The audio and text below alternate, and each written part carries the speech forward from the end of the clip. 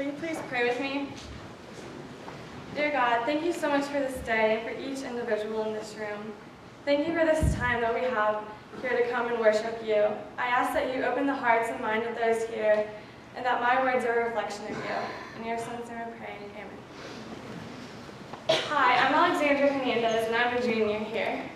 By a show of hands, how many of you have ever tried to see how long you could hold your breath underwater? Now keep your hand raised if you were able to hold your breath for about 30 seconds. Did any of you guys hold it for a minute?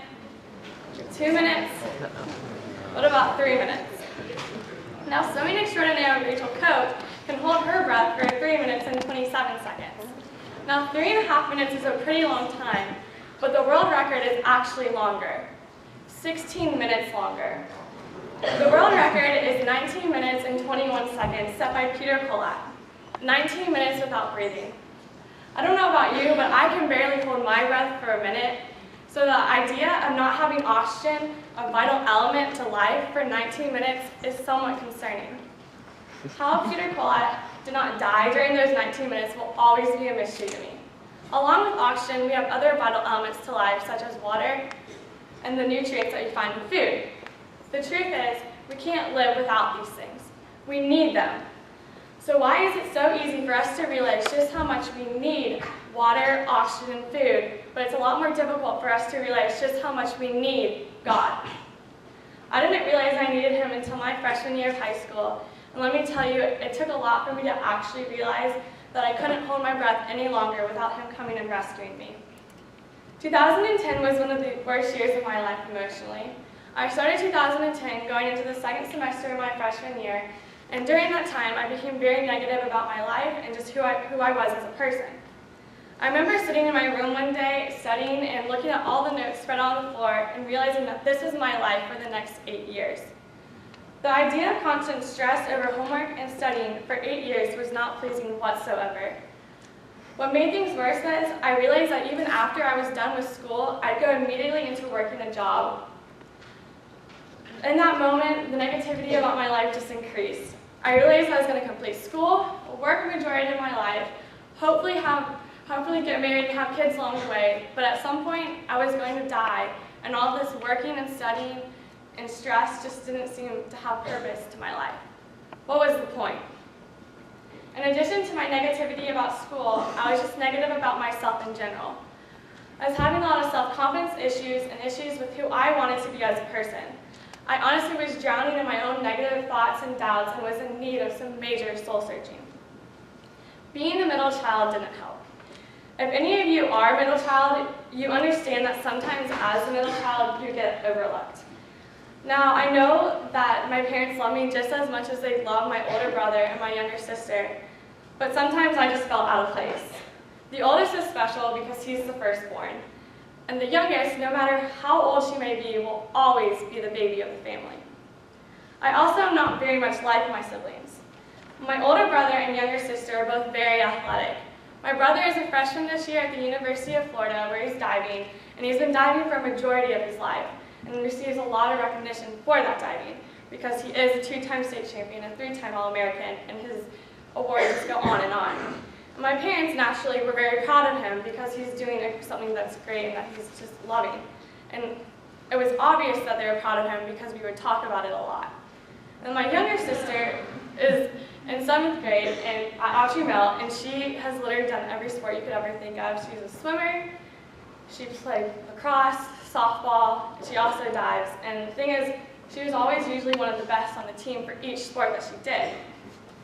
I do sports, but I've never been the best on my team, and I've never been as athletic as my siblings. In fact, oftentimes I'm compared to my brother when it comes to diving. When people realize that he and I are siblings, the question that I usually get is, are you as good of a diver as Zach is? I got that question so many times that I began answering questions like, are you Zach's sister? As, yes, I am Zach's little sister, but no, I'm not as good of a diver as he is. The only thing that I felt that I had to hold on to was my grades. Now, I'm not saying that this is a bad thing, but I just didn't feel like I fit in with the rest of my family. I felt miserable about everything going on in my life. In fact, I began to isolate myself from my friends and family.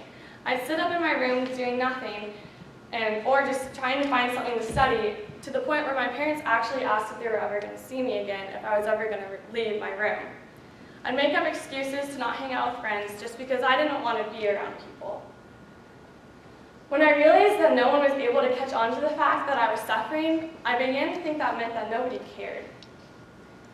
I felt so miserable about myself that I actually began praying to God each night that He would just end my suffering and let me join Him in paradise. And each morning that I woke up, I was honestly upset that I was going to see another day of what seemed like torture. Throughout all these feelings of loneliness and emptiness, I honestly thought I was the only one who was struggling with what life was throwing at me. It wasn't until my summer of 2010 that I realized that there are people out there who are struggling a lot more than I am. A really great friend of mine, who is practically my sister, used to cut herself. She was struggling with self-esteem issues and issues with who she was as a person, but I was always there for her whenever she needed a shoulder to cry on or someone to talk to. It isn't easy being 15 years old and trying to fix someone you love, because in reality, I was never going to be able to completely turn her life around no matter how much I tried. Only God could do that. And even though she didn't believe God was looking out for her, He was in a big way. Throughout helping my best friend, I learned so many things about myself. Up until that point, there was just something missing in my life. And I was getting angry at the one thing that could fill this void that I was feeling in my heart. Maybe you've gone through something similar to me and my friends, so you know how we feel or how we felt, and maybe you're going through something like it right now. But the truth is, no matter how much we want to give up on God, He is never going to give up on us. He is what we truly desire when we need to fill that void. We know to drink water when we get dehydrated, or eat food when we feel hungry, and to take deep breaths whenever we feel short on oxygen. But oftentimes, whenever we're feeling a void in our lives, we turn to earthly things that aren't necessarily bad, but such as grades, sports, and just any other things like friends or family. But the thing is, these things can't sustain you like God can. Jesus says in John 6:35, "I am the bread of life. Whoever comes to me will never go hungry, and whoever believes in me will never be thirsty." Jesus is now one of the necessities to my life and to life in general. We all know that we need bread in order to live, so if Jesus is bread, then that means that we need Him in order to live. But instead of looking at Him as literal bread, He can be the joy and the love that fills each of our lives. Jesus is the love of life, and Jesus is the hope of life. Now, that void isn't going to be filled overnight. It takes time and patience and God and what He has planned for you. I began journaling my sophomore year of high school, and I treated it as a letter each night to God, and I would just tell Him about the joys and struggles of daily life. I trusted that He would be there for me and sustain my life, because in Isaiah 46:4 it says, I am he who will sustain you. I have made you, and I will carry you. I will sustain you, and I will rescue you. God is here to help us and love us, not just during the bad times, but all of the time. We aren't just supposed to have oxygen, water, and food some of the time, but daily. God is the same way.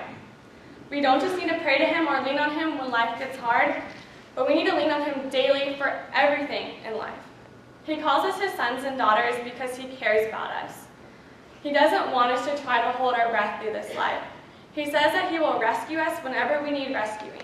He wants us to thank Him for the joys of life, to tell Him about the struggles and everything that we're feeling and thinking. He wants to be one of those vital elements that we require in order to live. In fact, He is what we desperately crave in order to live. So stop now and just take a deep, slow breath. It's all going to be okay. Everything. Not because everything will work out, because it might not, but because God is with us. Allow God to enter into your life, and that void that you may be feeling in your heart will be filled. Life still may be hard at times, but it is a lot more comforting and fulfilling knowing that you have a God who cares about you, and He wants you to desire and lean on Him. A God who is the bread, the love, and the hope of your life. God already held His breath for us. Jesus held His breath so that we could live. He gave up His life for us. He held his breath so that we didn't have to, so that he could walk with us every step of the way and dive in and rescue us whenever we desperately need him. Will you please pray with me? Dear God, thank you for just being who you are and for loving us and sustaining us whenever we need you. Lord, you are what we need in life, and I pray and hope that we will always remember that you are with us every step of the way. We love you and thank you for what you've done in our lives and what you will continue to do in the future. In your son's name I pray.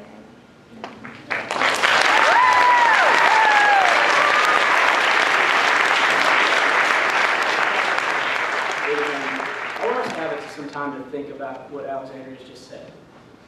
This is a really valuable truth, and I hope you heard this. And I love the image that she gave us of breath and air and oxygen and how Jesus relates to that. And basically what we need to know is you can actually live for 3 minutes or whatever it is for you. You can live for 3 minutes without oxygen. But that's not really life, right?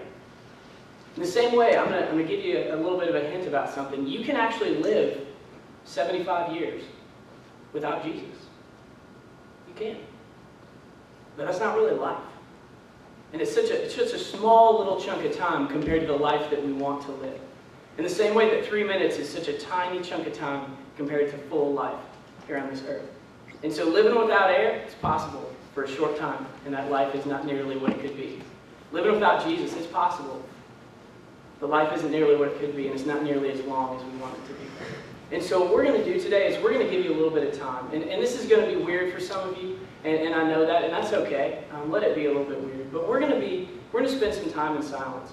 I'm going to give you all some little prompts, just a couple of them, some things to be thinking about, some things to be praying about, and then we're going to spend some time in silence responding to the great thing that Alexandra has said for us. We're going to do it for a few minutes. At the very worst, here's what this time can be for you. It can be a time to be quiet, to breathe deep, of oxygen, to take some deep, slow breaths, relax for a moment, remember that everything's going to be okay, like Alexandra said, and just rest. But if you can, try to also think about what we're going to be sharing about in just a second. So please pray with me. Father, this is such a good reminder that we heard today, that you are our sustenance. You are our bread of life. And while we can go a little while without you, we can't have true, deep life without you. And so we want to start by silently to ourselves confessing all the other things that we've tried to sustain ourselves with. The good things, the bad things, the things that we have tried to rely on for our life, the things that we've tried to rely on for our sustenance. So we silently confess those to you right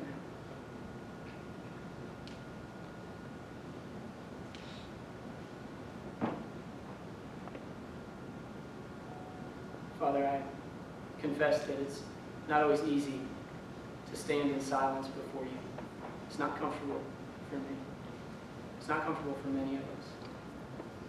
But I pray that this would be a regular practice in our life, going to you daily, as Alexandra said, on a regular basis for sustenance, just like we do with food and water and air.